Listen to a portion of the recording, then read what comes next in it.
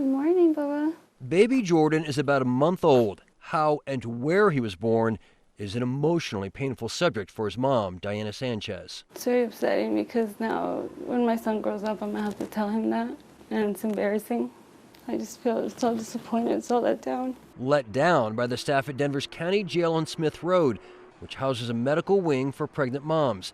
The Department of Public Safety is refusing to release the video Diana Sanchez says would show how she was ignored for hours after she felt contractions around 5 a.m. on July 31st. I was screaming. I was like, get the nurse. I'm like, can you please get the nurse? I'm in a lot of pain. The problem solvers obtained internal documents written by the deputies on the medical wing.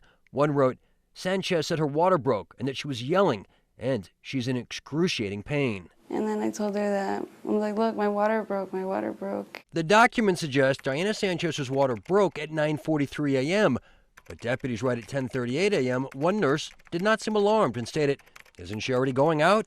Deputy stated, yes, but that's by scout van, and that's after bookends are completed by the quarter officers. Nurse's reply was, okay. At 10:42 a.m., inmate Sanchez was getting worse with the pain and was now screaming. At 10:43 a.m., Sanchez yells, the baby is coming, and is soon seen holding her baby with one hand, and it appeared the baby's feet and ankles were just then becoming visible. By 10:44 a.m., the baby was born.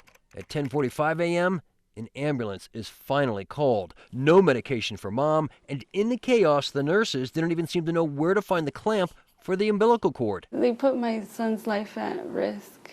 At least him, he deserves a chance, you know? When I got to the hospital, they said that I could have bled to death. We've created and implemented a new use of force policy. The problem solvers caught up with Denver Sheriff Patrick Furman at a press conference where he was boasting about reforms at the Denver jail. 4 weeks ago, an inmate was forced to give birth in a Denver jail cell. Is that acceptable? It's acceptable. We're aware of the incident, and we're looking into it. Do inmates deserve timely medical treatment when they're in labor?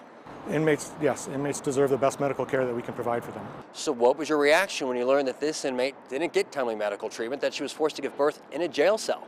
Well, I'm not sure that she wasn't given timely medical. Well, there's no disputing the video. You have the timeline. She went into labor at 9:43, gives birth at 10:44. No ambulance is called till 10:45. Isn't that problematic? I think, again, it depends on the circumstance. As a mother who's had 2 children, I'm appalled. Lisa Calderon used to operate the jail's community reentry program and says the sheriff's department and the nurses at contracts from Denver Health failed. I would hold the leaders responsible for looking at why this happened in the first place, especially after they told us they fixed many of these problems. You're the sheriff. Have you read the narratives from deputies that say her cries for help were basically ignored? I've read the narratives, and which is why I asked our internal affairs to look into it further. Denver Health is also conducting an investigation since it employs the nurses who multiple deputies say were unconcerned with an inmate in obvious labor. But the medical center refused to speak with the problem solvers, instead emailing us the statement that reads in part, Denver Health provides high-quality medical care to thousands of inmates every year. Our patients are our #1 priority, and we make every effort to ensure they receive the proper care. I still have nightmares about it. It just breaks my heart, just how helpless I felt.